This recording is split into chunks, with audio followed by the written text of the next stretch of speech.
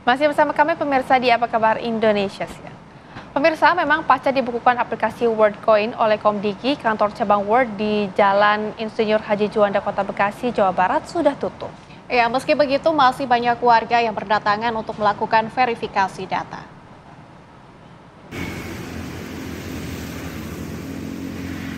Beginilah kondisi kantor World di sebuah ruko yang berlokasi di Jalan Insinyur Haji Juanda, Kelurahan Durenjaya, Kecamatan Bekasi Timur, Kota Bekasi, Jawa Barat.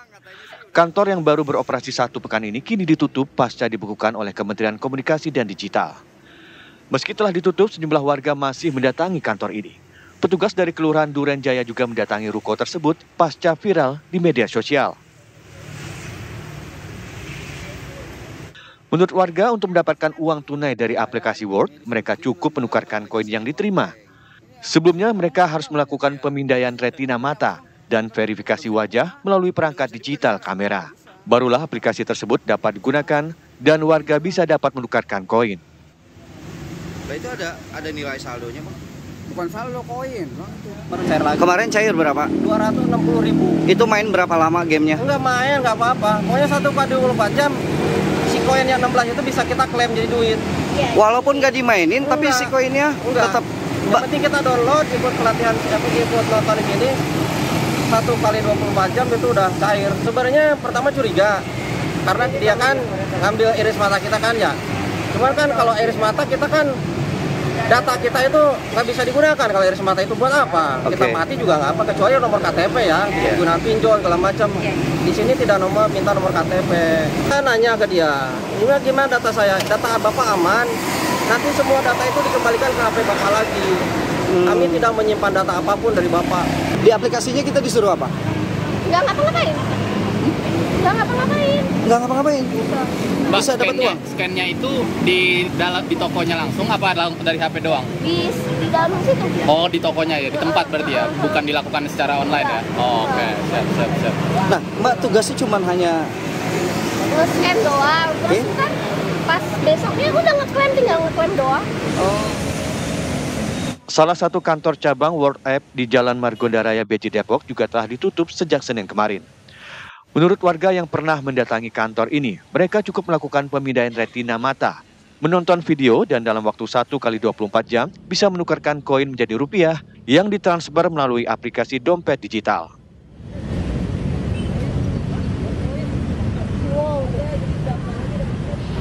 Nah, Pak, itu diapain aja, Pak, di dalam, Pak? Di dalam kita cuma nonton video selama kalau nggak salah 2,9 menit.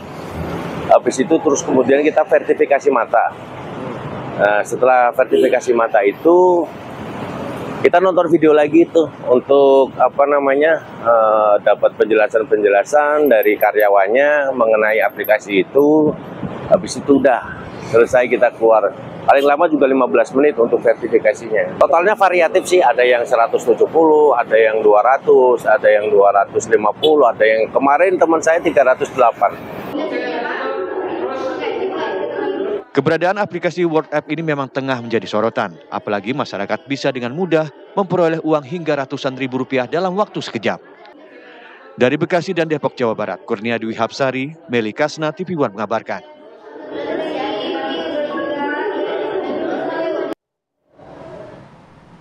Pemirsa, pasca viralnya sebuah ruko yang dijadikan kantor operator aplikasi WorldCoin, serta dibekukannya sementara operasi tanda daftar penyelenggara sistem elektronik atau TDPSI oleh Kementerian Komunikasi dan Digital, petugas kecamatan dan kelurahan wilayah Durenjaya serta kepolisian Polsek Rawalumbu meninjau lokasi kantor yang terletak di Jalan Insinyur Haji Juanda, Bekasi Timur Kota.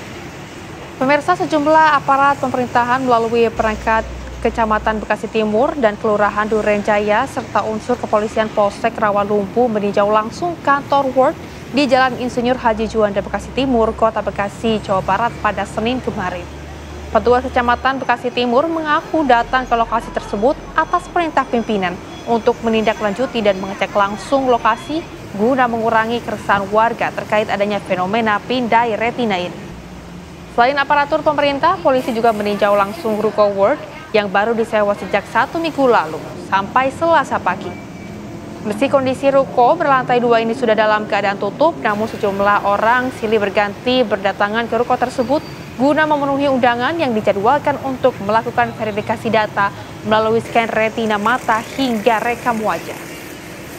Sebelum pihak Komdigi membekukan operasi sementara tanda daftar penyelenggara sistem elektronik melalui aplikasinya, sejumlah warga bahkan mencapai ratusan orang berdatangan silih berganti ke kantor tersebut guna memenuhi undangan verifikasi dan mendaftar baru di aplikasi Word dengan harapan mendapatkan uang secara cuma-cuma, mulai dari jumlah koin yang didapat atau dengan nilai 200 hingga 600 ribu rupiah.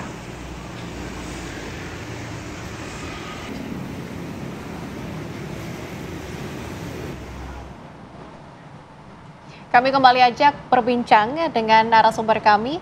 Amba, tadi kita sudah dengarkan ya bagaimana tanggapan masyarakat yang sebenarnya mereka pengguna WorldCoin ini. Mereka menyebutkan bahwa memang data mereka diambil, tapi akan dikembalikan kembali data mereka tersebut. Ini gimana nih ya?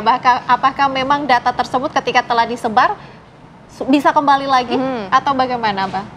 Data digital selalu perpindahan itu bukan secara fisik ataupun secara suatu entity ya, satu benda yang kemudian di-copy pindah dan di sini hilang. Yang namanya data selalu sampai berpindah itu di-copy ke sana, yang di sini dihapus.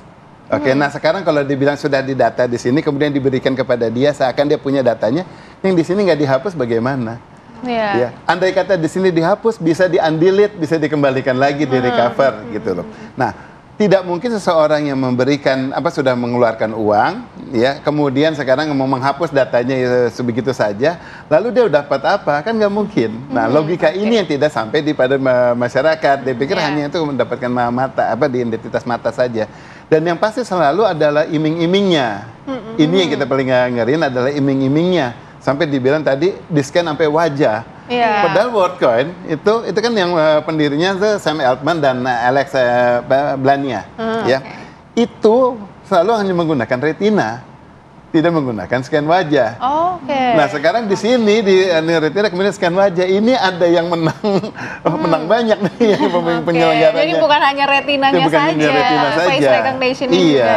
Karena tadi saya bilang kalau tingkat kegagalan persentase kegagalan identifikasi wajah dibanding retina, bagusan retina. Nah, tapi artinya proyek ini apakah digunakan ada pihak-pihak terselubung gitu yang mengumpulkan data kemudian nanti akan ada dampaknya terutama di masa depan? Ya, itu akan nanti bisa dimanfaatkan sama yang bersangkutan ya. Tetapi kalau kita bicara wajah sekali kita berubah aja, kita lagi cemburu, lagi senang aja biasanya sudah berubah, diaksesnya susah.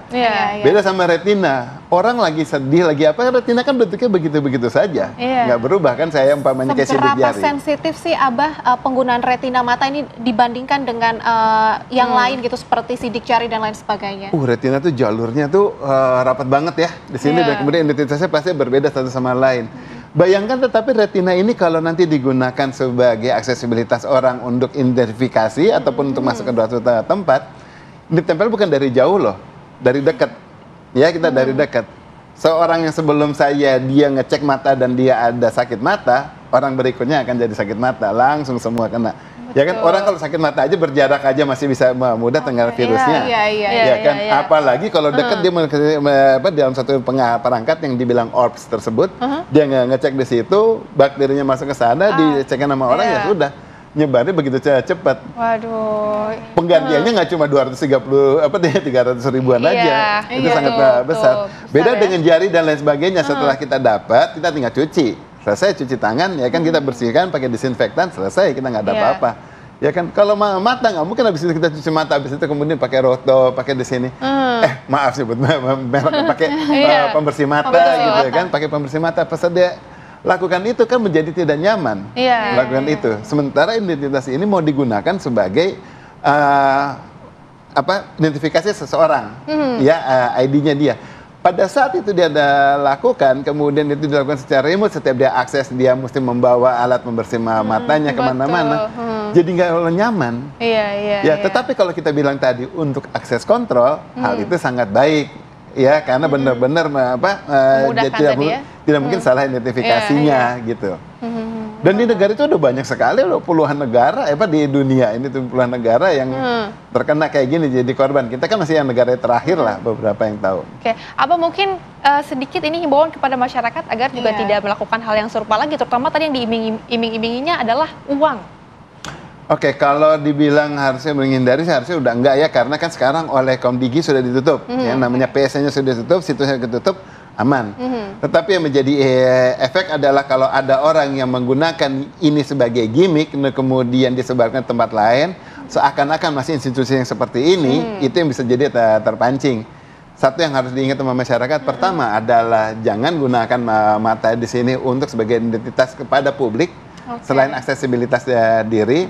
Yang kedua adalah tahu masalah resikonya, dan yang namanya identitas mata itu tidak pernah bisa diubah. Ya, jadi sekali itu kesebar kemana-mana, kita tidak bisa lagi mengakui, oh saya nggak ada di Papuasan, itu bukan saya, atau saya tidak ada di Medan. Itu udah bukan jadi penjelasan lagi. Udah kecil lagi, karena identitasnya sangat jelas algoritmanya. Oke, Abah, tentunya kita berharap agar kita dan juga masyarakat di luar sana lebih berhati-hati dalam penggunaan data biometrik kita ya, Abah. Terima kasih, Abah, sudah bergabung bersama kami. Terima kasih.